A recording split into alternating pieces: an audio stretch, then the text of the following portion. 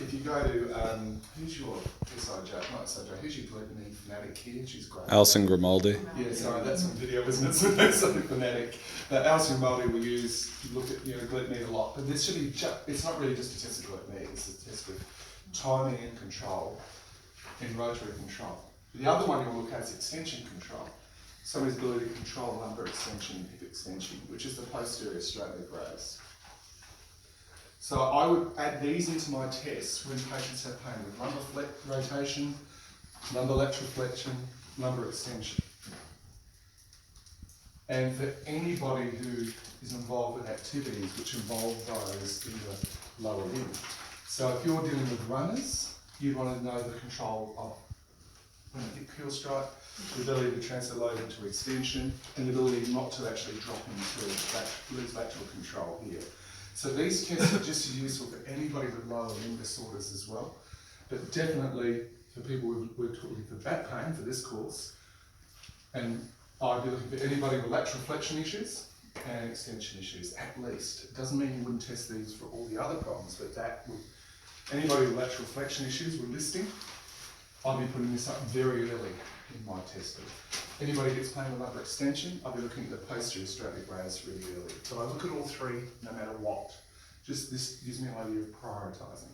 Okay. Is that word after rotary control, right? Gluten knee. Sorry. Yeah, I'm known for my writing. I didn't say how I was known. You're infamous. Yes, that's right. But you can't be famous, be infamous at least. So, can I have somebody, we've gone through this, but so this is revision, but I just would like to go through this now to make sure we're all really switched on with this, and then how to integrate it. Who would like me? Anybody got lower limb problems? Running? Did you do last? We didn't do your last one, did we? No. Okay. Makes sense. Which leg? What is the problem with leg? I have some lateral hip pain. Okay. My left. Yeah. And I've got a chronic cervical problem in my left. Okay. Great. Not great. Sounds like a physio. Now we sound like physios, aren't we? Okay. It's a moderate injury. Yeah. So let's look at the right first, Yeah. for obvious reasons. So let's do glute knee first, lateral control. So lying left side, facing over. So come over to us. So the rest starting position is 60 degrees of hip flexion, 90 degrees of knee flexion. The other thing we want to make sure is that what's the other thing in the starting position? I don't think it's in your notes. Hip position, make sure it's square or something. Yeah, so I think I know what you're saying, I think it's right. What do you mean by square? Not lateral tilting.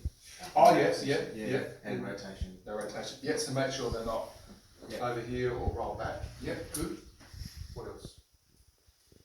Not a big issue with Sandy, but let's see who's got different shaped hips. Adduction with knees together. Yeah, so make sure, particularly in female patients who are very often, may not be big, but they're very wide in their hips and very narrow, there can be quite a lot of adduction when they're in this position, which is already putting them in a mechanical disadvantage. So you want to make sure they're no more than 10 degrees below the horizontal plane, which Sandy's not. But a lot of your female patients, you'll have to pull a rolled up towel to actually get them neutral. Does that make sense, what I'm saying? So otherwise they're going to have to work hard and they're going to have to use ITB just at this low load. These are all low load transference exercise tests, okay?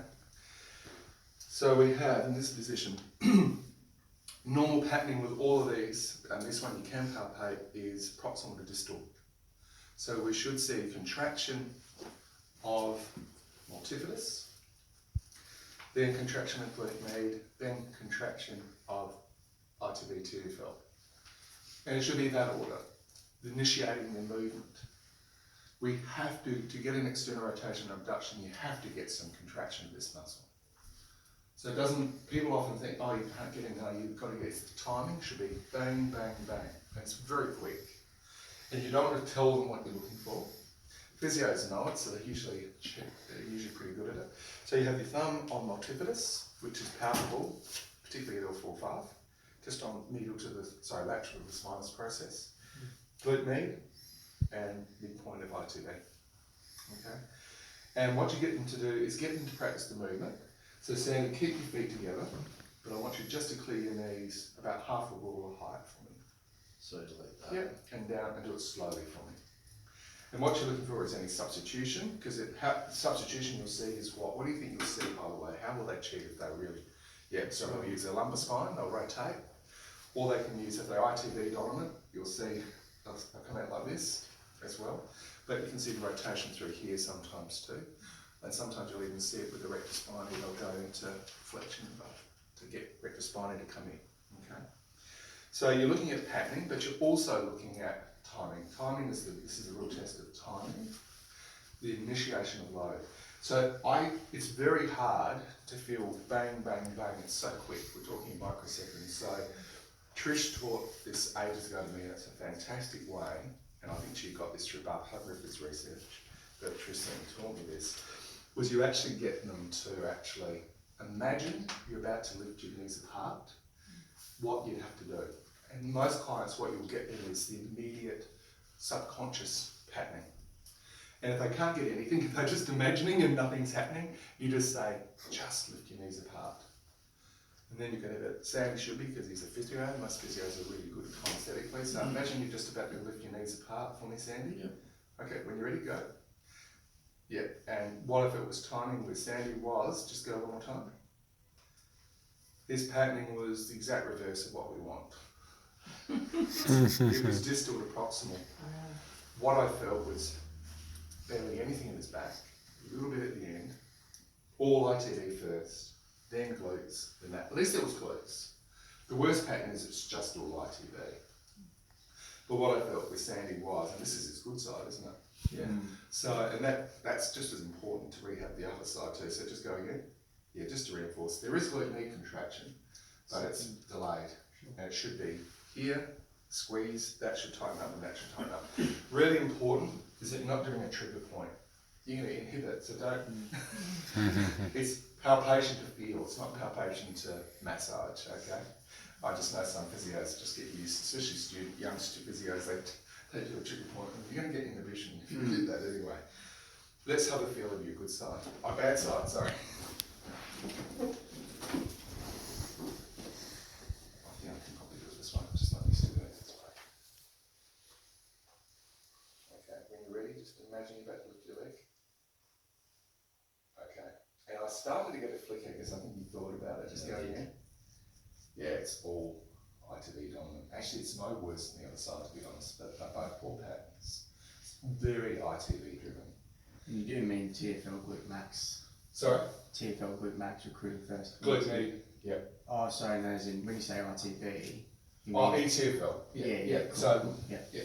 So what if it was a dominance here, Yeah. then here, then nothing much here. That's right. So where I would start is you could do a whole lot of things with this for rehab. Now, if he didn't have a positive atherosclerosis, did Sammy have one? Mildly positive on my left. Okay. So if it was more than mildly positive, I'd start with multifidus. If it was more than mildly positive. If it was mildly positive, like we were searching, was it really having a... Yeah. Then I would already start with this. Okay. But I would focus on getting multifidus to contract in this position, getting some spinal contraction here. So then you have to work out how am I going to get that here and downplay that. So your options are to facilitate this or inhibit this. And everybody's different. Some patients it's better to facilitate, some people it's better to inhibit. So that's the great thing. You can then play with this to start your exercise program. So how could you facilitate multifidus in this position? Self-resisted isos into that rotation, so like an isometric. Yeah, you could. You could. The other thing is just doing an anterior tilt. Yeah, that you can an anterior tilt, which is what Sandy was doing. Doing it. So get into anterior tilt. Yep. And getting into anterior tilt and practice that. That'd be your first exercise. You almost took me back to my nightmares of uni 20 years ago with the swelling to my fingers without any movement. Oh! Anterior tilt is a much easier. Exactly. Thank you, James. Thank you. Isolated contractions are dead and buried. Good. The only time people like Peter and say you use it is if someone's got multi-directional control issues. When they're So it hurts when they bend, it hurts when they arch, it hurts in every direction. And those people, you can't use a position to upload, it hurts in all positions. That's when he teaches swell against my fingers. Imagine these two bones drawn in together. Remember all that stuff you learned? You might have learned it because that was, still doing it. Yeah, isolated contractions. Last year. Really? But you can understand isolated contractions. The brain doesn't think that way. Ultrasound out too. We don't learn, our body doesn't learn to isolate muscles. It learns to actually. Peter O'Sullivan taught this, he was the original teacher of this isolated stuff. And he's stunned by how people have actually taken what he did at 20 years ago and stuck with it. Because he said that was 20 years ago, guys. In the last 10 years, the last 15 years, he's been teaching movements is how the brain works. So you just got to teach healthy movements for people. And people are aware of it. If you actually teach them healthy movements and it feels better, it's such a reinforcement. Are there any studies, James, where they compare isolation versus movement I'm pretty sure to determine it's a good question. who gets the better outcome and who can learn best? It's a really good question. I don't know. It's a great question. I just know Peter started that. And Yes. Away from it for that very. Because clinically, when all of us try isolation and you're not getting the result, you'd naturally gravitate towards, can I move the body and get the contraction? I think it just gets much better buy-in. Swinging against your fingers. Well, people don't know what to do. Yeah. And it's the 2-point discrimination thing with people with chronic pain. They can't do it either. Exactly. That's the other thing. They've got such poor kinesthetic awareness. The people who can do it are the people who don't need it. Correct. Like the people who've got great, like dancers who've got amazing kinesthetic awareness in their pelvis. They can swell against your fingers. Correct. So I could do anterior tilt. What else could I do to facilitate? To facilitate this or switch down this? Inhibit tapers ITV. Inhibit tapers ITV or facilitate tape this. So facilitation of the big V. Yeah. Use rigid or dynamic? I use rigid for this. Yeah. So going across here to facilitate multifidus, I'm putting them in an anterior tilt. So actually getting them to tilt and then tape.